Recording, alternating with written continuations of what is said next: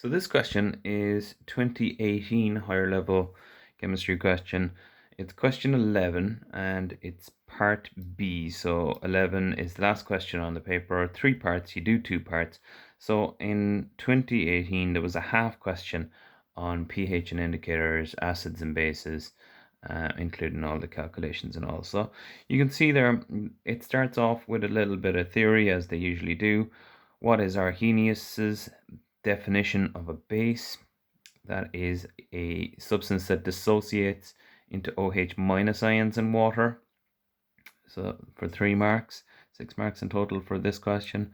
And why is NH3 considered to be a base according to Bronsted-Lowry theory? So they've kind of asked you one question about Arrhenius and a different question then about Bronsted-Lowry.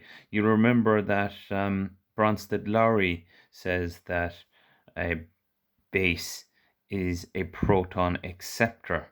So you're going to bring that into your reasoning here, because NH3 accepts a proton. That's why it's a base. So I suppose NH3 ammonia wouldn't be considered a base under Arrhenius's definition, but in the Bronsted-Lowry theory, it would be, because it accepts a H plus and becomes NH4 plus. So 3 and 3 there for the first part of part B.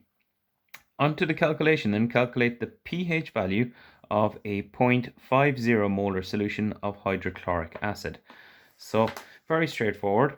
If we're looking, just write down 2018 question 11b and part 1. They're saying HCl, and they're saying that the molarity is equal to 0.50 moles per liter. We'll call it MA, molarity of the acid. Now we know that HCl is a strong acid, but in any case they haven't given us any Ka for it or anything, so we can assume that it is if we don't know. So to find the pH, we just use the formula minus log to the base 10 of the H plus concentration. And in this case, our H plus concentration will be 0, the same as the molarity, minus log to the base 10 of 0.50. And we slot that into our calculator. Minus log to the base 10 of 0.5. And we get an answer of 0.3 as the pH. Okay.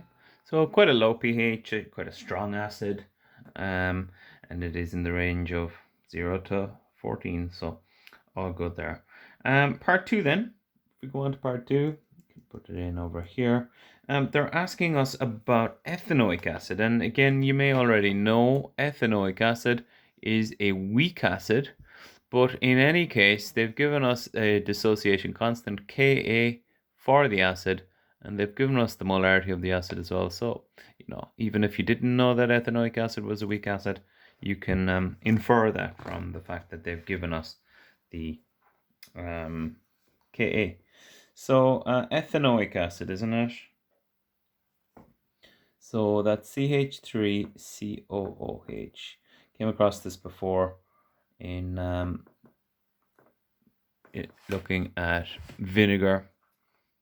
0.50 is the Ma. The Ka is 1.8 by 10 to the minus 5.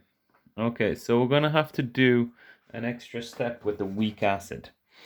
What we need to do is we need to use this formula where we go H plus is equal to the square root of Ka by Ma.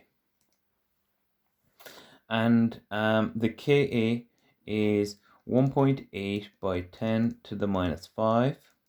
The Ma is 0.50. And we're going to have to put that into our calculator to find the H plus concentration.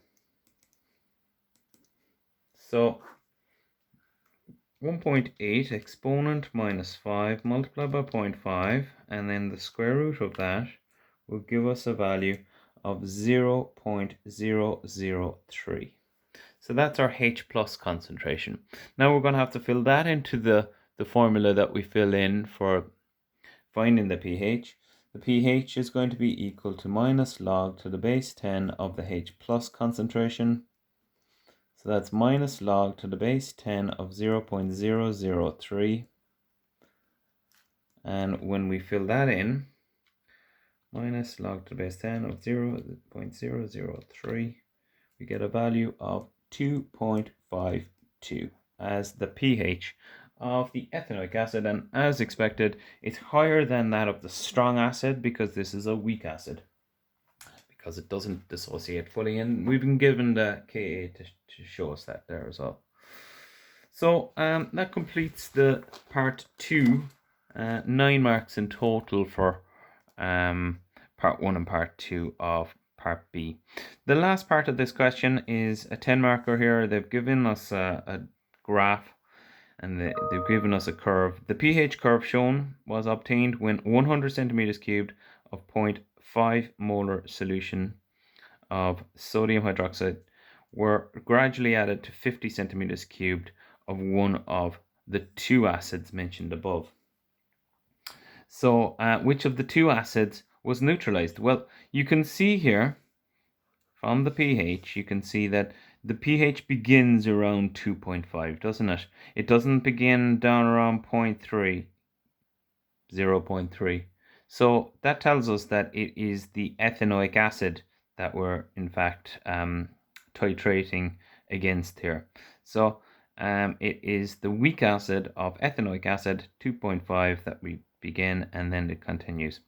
State 2 pieces of evidence from your pH curve in support of your answer. Well, that's one, to say that the pH begins at around 2.5. Tells us that it's the ethanoic acid. The other thing is that if you see where the endpoint is, so basically in or around 50 centimeters cubed there, you can see that there's a drastic change in the pH. So even between here and here, there's hardly any of an addition of the base, but it goes up from 7 to 11 in no space of time at all.